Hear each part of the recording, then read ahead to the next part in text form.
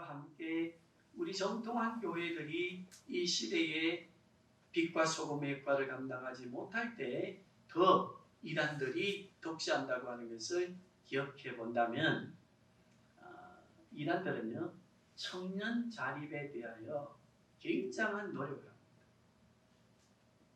그래서 자영업 하는데 아니면은 재정적 후원을 하고 그 다음에 자영업 자립을 하게 하고 여러 가지 우리 교회들이 하지 못하는 일을 대신하면서 젊은이들의 영혼을 유린하고 있단 말이에요. 그러면 우리는 저들이 이단이야, 저들이 빠지면 안 돼 라고 말만 할 것이 아니라 우리 정통한 교회가 하고 있지 못하는 것들이 무엇인가를 생각해야 된다, 안 해야 된다? 생각해야 된다. 교리적으로 아무리 교육을 많이 시켜도요 이걸로 해결되지 않아요. 저는 믿어요. 교회가 교회의 사명을 다하는, 예를 들면 젊은이들에게 꿈과 비전을 제시하는 한국교회가 연합하여 거대한 공동체로서의 또 하나님 나라를 이 땅에 실현하는 공동체로서 이 땅에 고통당하는 젊은이들과 고통당하는 이들에게 교회의 그리스도의 그 마음을 사명을 잘 감당한다면은 좀 더 이단들의 활동이 축소되고 그들의 활동으로부터 많은 이들을 보호하게 되는 그러한 지혜를 가지는 교회가 될 줄로 믿습니다. 우리 교회는 한국교회 지도자들과 교회가 연합하여 이러한 일들에 한마음 한뜻이 되도록 기도해야 될 줄로 믿습니다. 자, 그러면 이단들이 가지고 있는 특징 중에 하나가 쭉 정리를 앞으로 해드리는데 첫 번째가 뭔가 하면요 성경관이에요. 무슨 관? 성경에 대하여 정통한 교회와 이단들의 차이가 뭘까? 우리도 하나님의 말씀으로 성경을 믿고 이단도 성경을 하나님의 말씀으로 믿어요. 그런데 성경 말씀을 하나님의 말씀으로 인정하는 데에, 받아들이는 데에 약간의 차이가 있어요. 어떤 차이가 있는가 하면 자, 잘 보세요. 우리 정통한 교회는 신구약 성경 66권이 우리를 예수님을 통해 구원하시기로 작정하신 하나님의 계획이 완성되어졌기 때문에 성경 66권이 선지자들과 사도들을 통해서 기록되어져서 우리에게 구원의 말씀으로 주신 66권의 하나님 말씀이 이제는 완성되어졌다. 그렇게 믿습니다.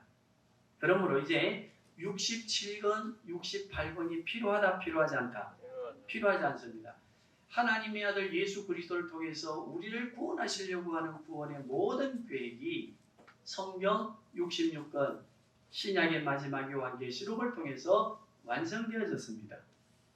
그러므로 이제 계시를 누가 받아서 성경 말씀보다 더 뛰어난 말씀을 전한다 하더라도 몇월 며칠 날 전쟁이 일어나고 예수님이 오고 한다는 것을 성경 66권에 없는 그 말씀을 자기가 기도하는 중에 계시를 받아가지고 66권처럼 67권에 어떤 권위를 부여하고 우리에게 또는 교회에게 가르친다면은 이것은 잘못된 성경관입니다. 우리는 어떻게 믿는다고요? 66권으로 하나님의 아들 예수님을 통해서 우리를 구원하시려는 구원의 그 하나님의 계획이 다 완성됐다, 완성되지 않았다? 완성됐어요. 그런데 잘못된 성경관을 가지고 있는 이단들의 첫 번째 성경관의 원리가 뭔가 하면요 성경 66권을 통해 다 말씀하지 않은 것을 누구를 통해서는 말씀한다고? 자기를 통해서 말씀했다고 항상 계시의 신빙성, 신비함을 가지고 성경을 그럴싸하게 말하지만은 왜곡시키는 잘못된 성경관이 있습니다. 우리 성도님들은 꼭 기억하셔야 됩니다. 무슨 계시를 받아가지고 성경에 없는 것을 말할 때는 그것은 성경관에 있어서 옳다, 그르다. 옳지 않다는 것을 꼭 기억해야 됩니다. 왜냐하면 우리를 구원하시기 위하여 선지자들과 사도들에게 영감과 계시의 말씀으로 주셔서 기록한 것, 그 기록은 66권으로 완성되었습니까? 안 되었습니까? 완성되었습니다. 그러면 박신철 목사가 어느 날 산기도를 막 다니더니 성경을 나는 새롭게 깨달았어. 전혀 모르는 새로운 계시를 깨달았어. 라고 어느 날 이 강단에서 이야기한다면 신비한 존재로 봐야 됩니까? 약간 문제가 있는 걸로 봐야 됩니까? 약간 문제가 아니에요. 많은 문제가 생기는데 놀랍게도 한국에 전 세계적으로 교회사 속에 나타난 이단들을 보면은요, 동굴 속에 들어가서 기도하다가 특별한 은혜를 깨달았다. 내가 말씀의 아버지다. 내가 그 말씀 해석하는 것이 정통한 정확한 해석이라고 말하는 사람들을 얼마나 많이 따라갔는지 몰라요. 지금도 한국교회를 한때 힘들게 했던 대성교회라고 한 적이 있습니다. 박윤식 지금 돌아가셨습니다만 목사님, 그분도 어느 날 지리산에 들어가서 기도를 하는데 내가 말씀 아버지다. 내가 내게 말씀을 해석할 수 있는 권한을 다 주었다. 그러므로 내가 말하는 것은 67권의 권위가 있다. 그래서 했는데 그게요. 얼마나 많은 사람, 지금 몇만 백 모임 교회가 되어 있습니다.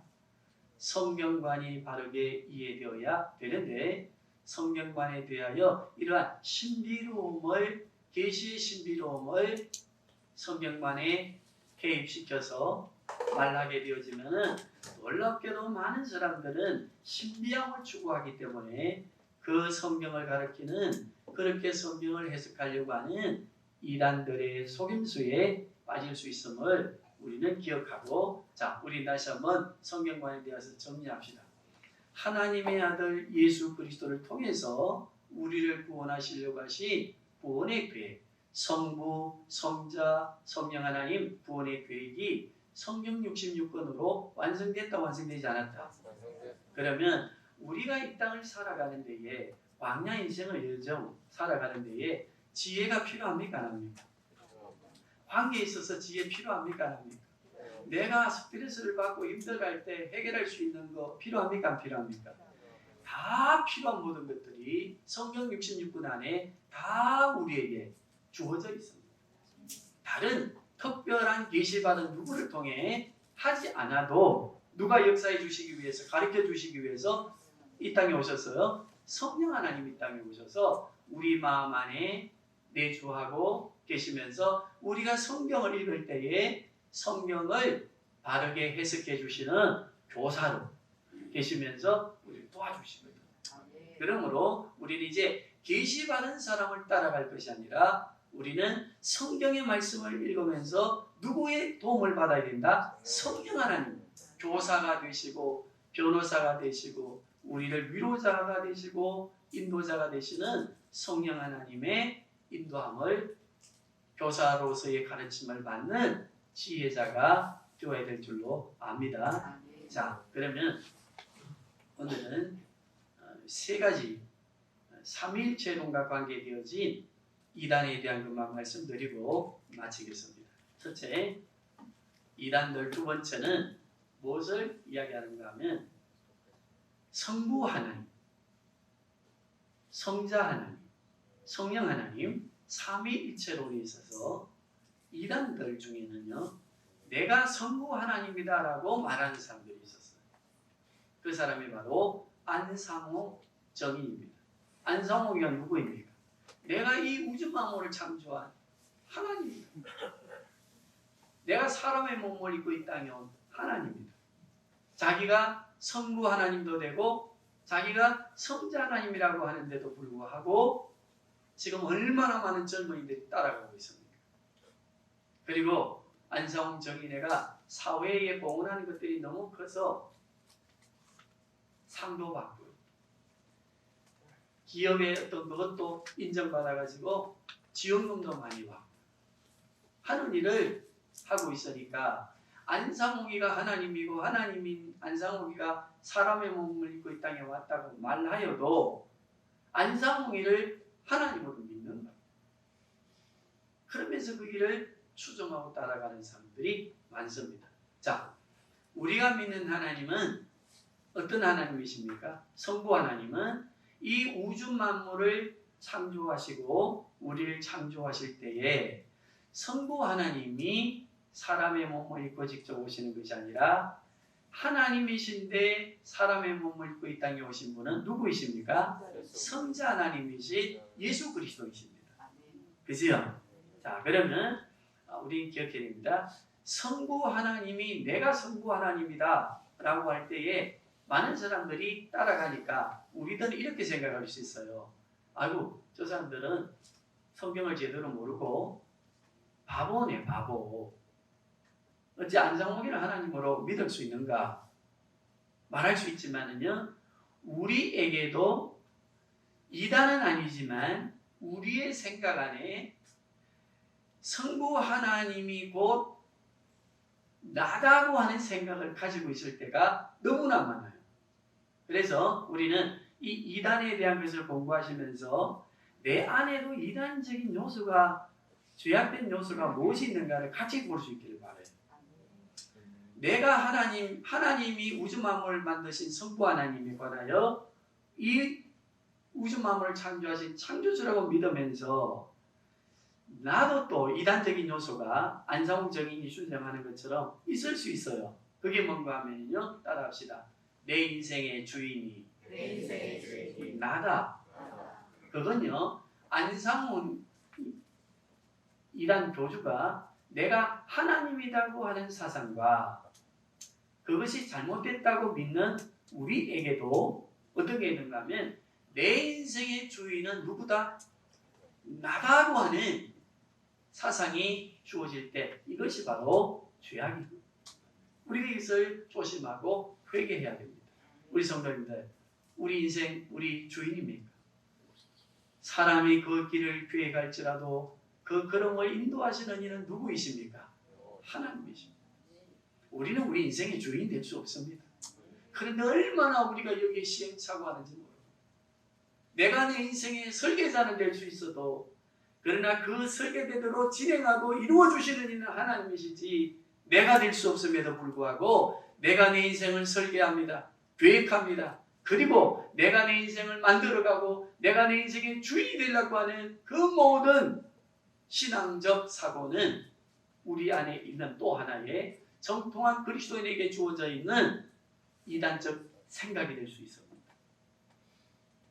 우리 성도님들, 이 원리를 이해하시면서 우리는 정통한 교인으로서 하나님께 내 인생의 주인 되신 자를 내어놓고 드리고 예배하고 성부 하나님의 그 마음을 이해하면서 우리가 이 땅을 살아가야 될 줄로 믿습니다.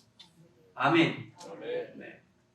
그다음 두 번째는 성자 예수님에 관하여 자칭 자기가 예수라고 하는 이단들이 너무 많습니다. 그런데 자기들이 이 시대에 온 예수다라고 말하는 사람들이 왜 가짜인가 하면요, 우리는 바르게 얘기해야 되는데 성경을 보시면은 인류의 죄를 대속해 주시기 위해서 이 땅에 오시는 성자 예수님은 어떤 분으로 오십니까? 하나님이신데 사람의 몸을 입고 오시는데, 첫째, 구약의 수천 년 전 구약의 예언된 대로 성취되신 분이어야 돼요. 두 번째, 구약이 어떻게 예언해 놓았어요? 예수님이 우리의 구원자가 되실 것을. 그분은 십자가에 죽으셨다가 며칠 만에, 3일 만에 어찌해야 돼요? 부활하셔야 돼요. 아무리 이 시대에 내가 이 시대에 온 예수다 그렇게 말하여도 그 예수라고 말하는 사람이 왜 가짜인가 하면요, 예수님은, 성경이 말하는 예수님은 우리의 죄를 대속하시기 위해서 하나님이신데 사람의 몸을 입고 이 땅에 오셔서 어디에 죽으셔야 되고 부활하셔야 되는가 하면요, 십자가에 죽으셔야 되고 며칠 만에? 3일 만에 부활하셔야 돼요.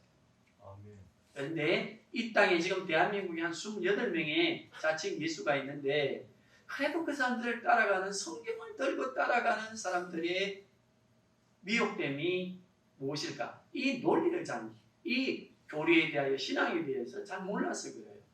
이 시대에 내가 예수로 왔다 말하여도 그 사람이 우리 죄를 대속하기 위해서 이 시대의 죄를 대속하기 위해서 십자가 졌나요? 죽었다가 3일 만에 부활했나요? 성경의 원리를 알면 이것만 알아도 가짜인지 진짜인지가 분별될 수 있지요.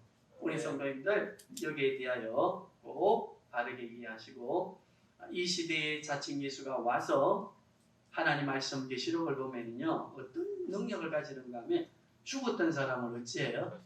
살려. 그런데 그렇게 되면 우리가 혹하고 따라갈 수 있어요? 없어요? 진짜 메시아인가 이 시대에 온 예수인가 하고 따라갈 수가 있지만은 놀랍게도 이단 적그리스도는 뭘 할 수가 없는가 하면요 죽은 사람은 살릴 수가 있어도 자, 이 속임수를 통해서 유혹하기 위해서 살린다더라도 따라합시다. 자기는 죽었다가 살아나지 못한다. 뭐는 할 수 있는데 죽은 사람을 살릴 수는 있는데 그런 능력을 가질 수 있다 하더라도 누구는 못한다? 자기는 죽었다가 3일 만에 부활하지 못해요. 그러므로 마지막 시대를 살아가는 우리들에게 이 이단의 원리를 성경적으로 이해하면서 우리 자신을 살피고 분별할 수 있기를 바라요. 그리고 따라가는 많은 사람들에게 기도하면서 사랑으로 가르쳐줘야 되는데 오늘 이 본문에 요한 2서를 보면은요 두 부분으로 되어 있어요. 앞부분은 사랑하는 것으로 되어 있고 뒷부분은 불법의 사람들, 이단들을 조심하라고 하는 것으로 설명되어 있어요. 그런데 오늘 앞부분을 보면은요 요한 2서를 기록한 목적을 설명하시는데 뭘 설명하는가 하면 부녀들이여 택하심을 입은 부녀들이여 너희의 자녀들을 위해서 성경을 바르게 알고 바르게 가르쳐야 된다 라고 말하면서 이단을 경계해야 될 것을 말씀하시거든요. 그러면 이 본문의 말씀이 오늘 우리들에게 주시는 교훈이 뭡니까? 우리가 바르게 성경을 알고 특히 우리 어머님들, 할머님들 막 키워줘야 되지요. 아이들, 손자, 손녀들 얼마나 이쁩니까? 우리 아이들 얼마나 이쁩니까? 그러나 성경을 가르쳐야 됩니다. 오늘 뭐라고 말씀해 놓았어요? 자, 우리 한번 1절 한번 보시기 바랍니다. 요한이서 1장 1절 우리 한번 보시겠습니다. 시작. 너는 나를 택하심을 받은 부녀와 그의 자녀들에게 금지하노니 내가 참으로 사랑하는 자여 나뿐 아니라 진리를 아는 모든 자도 그리하는 것은 1절에 중요한 이스를 기록하는 목적을 말씀하면서 후반부에 가서는 미혹의 영을 조심하라고 하는 것으로 말씀해 주시지요. 이건 뭘 의미하지요? 부녀자들이요. 어떤 부녀자들? 성도가 된 택하심을 입은 부녀자들이요. 자녀들에게 하나님 말씀을 바르게 가르치고 그리고 이 진리를 모든 사람들에게 알게 해야 된다. 여기에 대하여 우리는 주목하시고 선언에 대한 이해를 하고 이단들이 가지는 특징 3가지 오늘 말씀드렸어요. 첫째는 뭐였습니까? 성경관. 두 번째는요. 성부 하나님에 관하여. 세 번째는요. 성자 하나님에 관하여. 예수님에 관하여. 성경까지 하면 피곤하시니까 이만큼 정리를 해드리는데 자 예수 그리스도가 내가 이 시대에 온 예수다라고 말할 때 우리는 무엇을 자신 있게 말할 수 있어야 된다고요? 이적과 기사를 보면 막 기가 죽으면 안 돼요.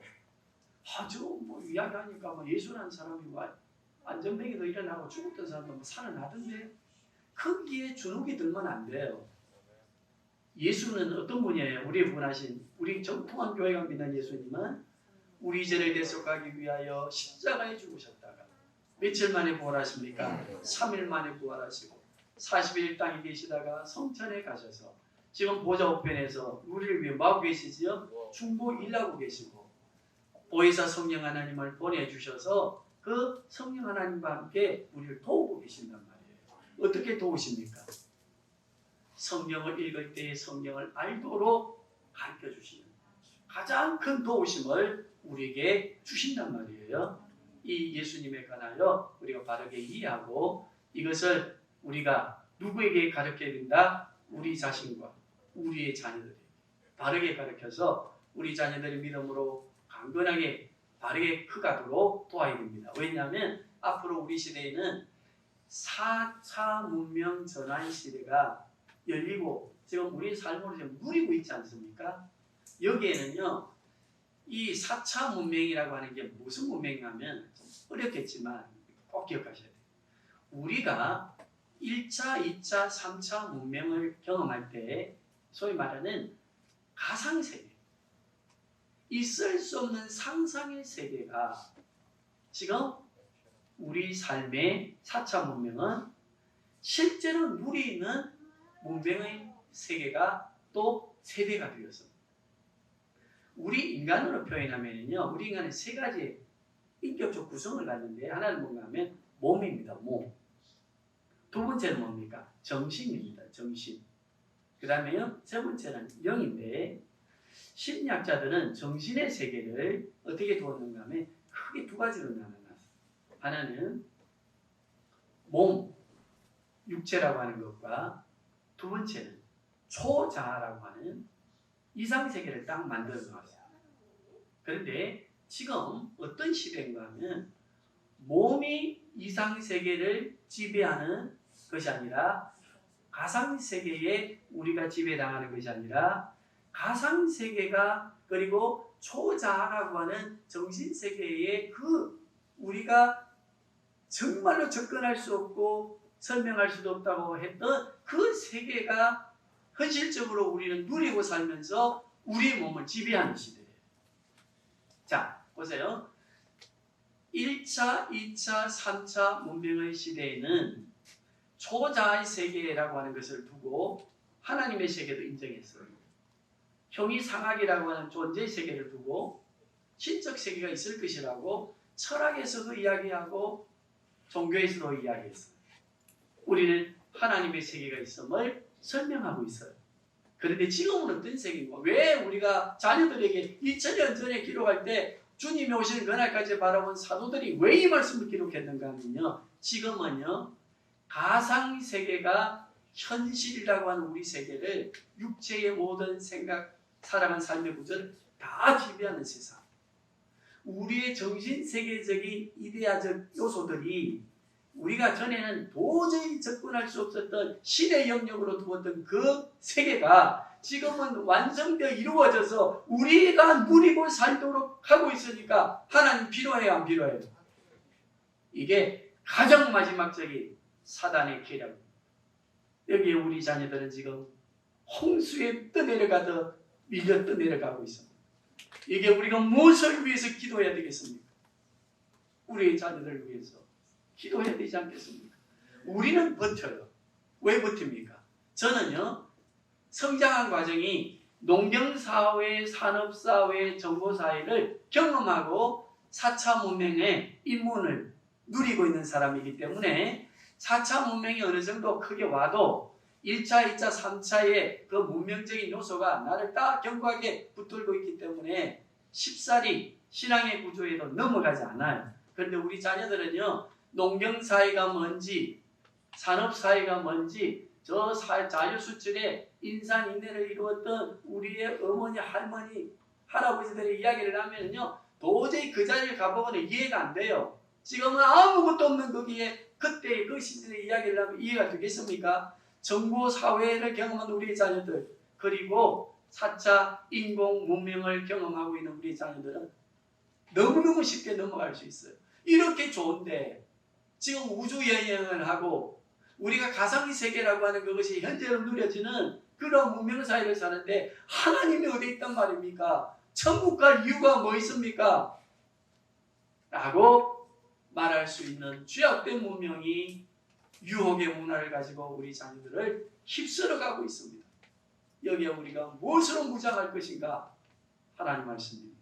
정통한 하나님의 말씀으로 바르게 무장하고 오늘 본문의 주제 그리고 요한 2세의 주제가 뭡니까? 택함을 받은 부녀자들이여 너희 자녀를 위하여 그리고 많은 사람들을 위하여 미혹의 영을 조심하고 이 시대의 문명과 문화 유혹을 조심하라 말씀하시는 말씀입니다.